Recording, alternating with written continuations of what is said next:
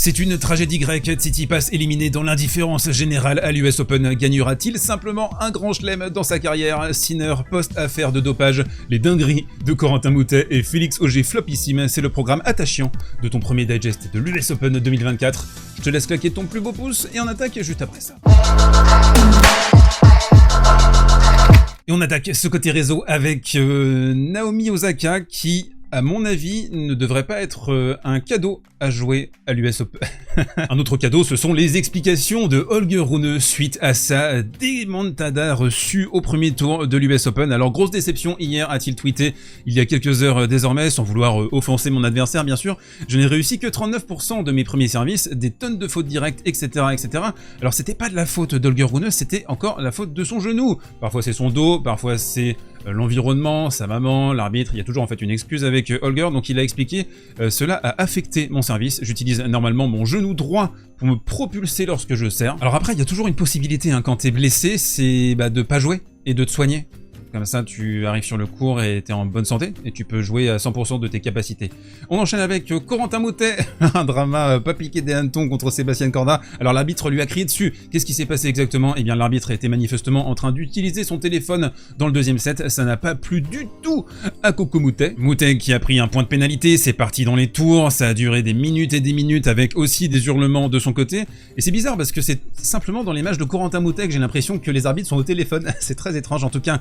Moutet réagit par rapport à ça et il a dit « Je sais qu'il faut que je garde ma concentration, mais les arbitres qui installent une hiérarchie sur le terrain, qui dominent les joueurs, c'est à répétition et ce n'est pas nécessaire selon moi. » Après là, ce que Moutet occulte à mon avis, c'est la réputation qui s'est construite au fur et à mesure de sa carrière. Les arbitres sont, je pense, un peu plus tendus quand ils doivent interagir avec lui, interagir avec ce type de joueurs. Ils savent que ce sont des joueurs avec des potentiels de drama, qui peuvent hurler sur les arbitres, etc. Il continue, il dit « Je passe pour le méchant car à la télé, on voit que je pète les plombs, mais je ne peux m'en vouloir qu'à moi-même de me laisser avoir. » Donc il y a un début de mea culpa. Les meilleurs, eux, réussissent à ne pas se faire attraper par ce genre d'événement. Et bien c'est ça qui fait la différence entre les meilleurs joueurs du monde et le reste. C'est que dans les matchs de Novak Djokovic, dans les matchs de Yannick Sinner, dans les matchs de Carlos Alcaraz, il n'y a pas d'embrouille parce que l'arbitre est au téléphone. J'ai jamais vu ça de ma vie, moi.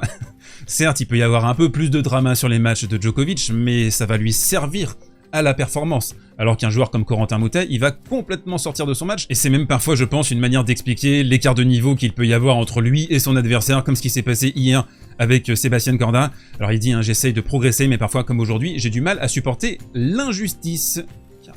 On a vécu quelques matchs dantesques la nuit dernière, mais rien qui n'a pu effroler la rencontre entre Khachanov et Dan Evans. Un match fou qui a duré 5h35 avec 4 balles de 5-0, tenez-vous bien, pour Karen Khachanov dans la 5e manche. Dan Evans qui a réussi à revenir au courage, au combat, à la grinta. Le précédent record est très connu d'ailleurs, a été détenu par Stefan Edberg en 1992. Il avait battu Krajicek, Lendl, Chang en demi-finale au bout de 5h26 de combat.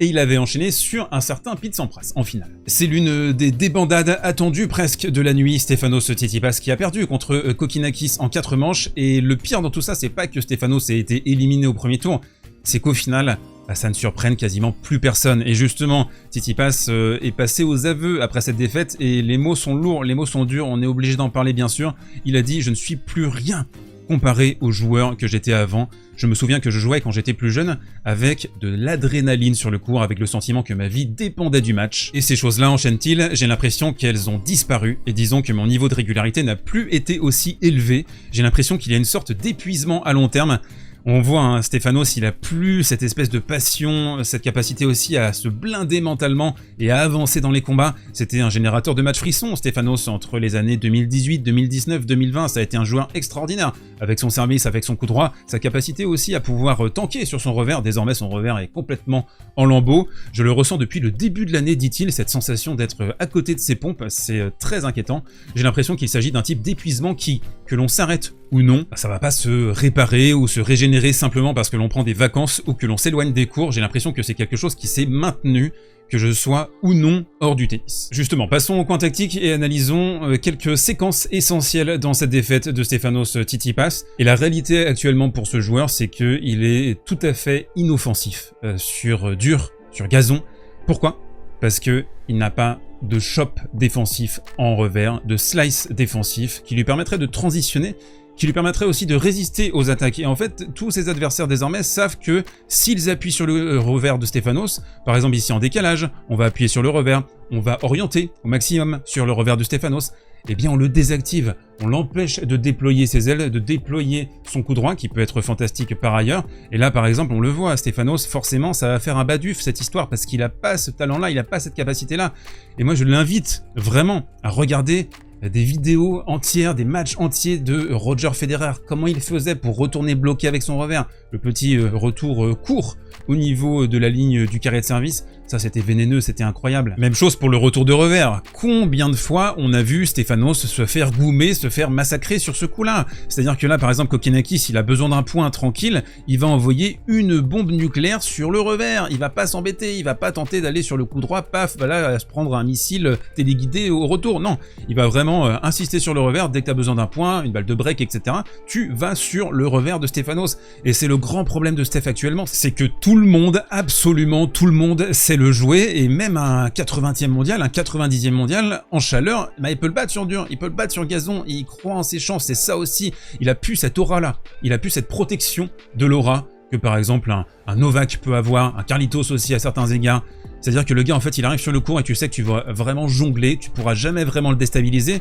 Steph, en fait, dans son armure, il y a une énorme faille. Et quand t'as une faille, t'es en surcompensation permanente parce que tu veux pas que tes adversaires l'exploitent. Donc, on a un joueur qui tourne beaucoup autour de son revers pour articuler son coup droit, et parfois, quand sa confiance se dilue, eh bien, ça va se retrouver, s'impacter au niveau de son coup droit. On a vu pas mal de fautes grossières de ce côté-là, que ce soit dans le filet, parfois des fautes en longueur comme ici, et à ce moment-là, c'est tout le château de cartes qui s'écroule parce que tu arrives sur ton coup fort, tu te dis « Oh, il faut absolument que je fasse un coup magique là parce que j'ai pas envie de jouer de revers » et tu finis par faire la faute. Donc toute la confiance est en train de se diluer, le joueur est en train de se diluer, et moi je me demande vraiment si Stéphanos aura dans sa carrière un grand chelem, alors que il y a 3, 4, 5 ans, on lui en promettait plusieurs.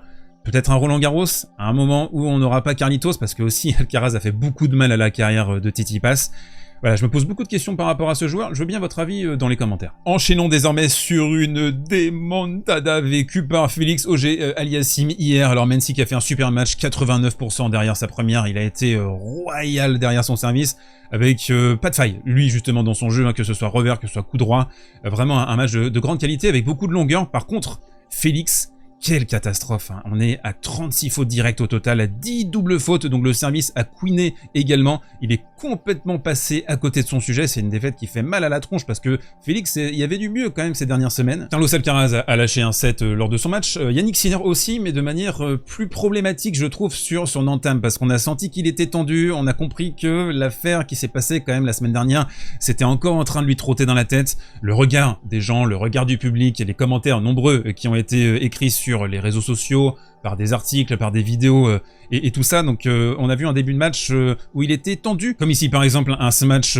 carrément à sa portée qu'il va expédier Badu. Je vous remercie d'ailleurs pour vos retours sur la vidéo consacrée à cette affaire Sinner. J'avais un peu peur hein, que la vidéo soit quick par YouTube, mais c'est passé et bah, vos retours ont été excellents, vraiment un plaisir d'avoir lu tous vos commentaires et d'interagir avec vous, ça fait zizir. On revient au match et des problèmes de placement également. On sentait que ça moulinait très mal du côté de Yannick, des décentrages. Par conséquent, quand vous n'êtes pas à bonne distance de la balle, plus difficile pour la frappe. Là par exemple, la balle qui va s'échapper en longueur. 6-2, 1-0, un break pour McDonald qui joue très bien je trouve, avec ses frappes rectilignes, rasantes, et Sinner qui est dans la sauce. Et justement, on va avoir ce jeu pivot super important, 13 minutes. Ce jeu du débreak, on va avoir 7 égalités, 4 balles de break pour Yannick Sinner. Et justement, à ce moment-là, écoutez, à l'oreille, la moulinette, les petits pas d'ajustement, la proactivité de Sinner sur son jeu de jambes, il va accélérer très nettement le niveau et va pouvoir réussir à dominer grâce à l'impact de ses frappes retrouvées justement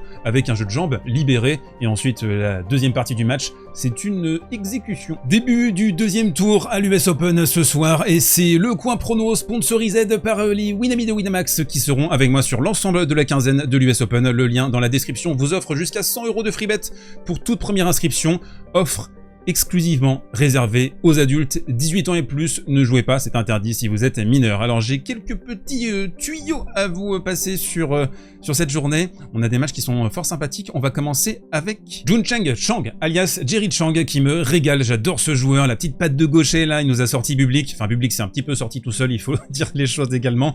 Contre Karbales Ben, hein. J'aime bien cette petite cote à 1,37, elle me paraît séduisante. On a également Lolo la Musette, Lorenzo Musetti à 1,40 contre Kesmanovic. Ça aussi ça me paraît pas mal sur un petit combo. Je vois bien la Musette passer après un premier tour convaincant hein, contre Opelka. L'un des blockbusters de la nuit côté français, ce sera notre Gaël Monfils national qui affrontera Casper Ruud. Monfils qui a écarté Diego Schwartzmann en 4 mais qui avait l'air bien claqué quand même. Après tout ça il a dit je vais passer 48 heures dans la glace, j'en peux plus.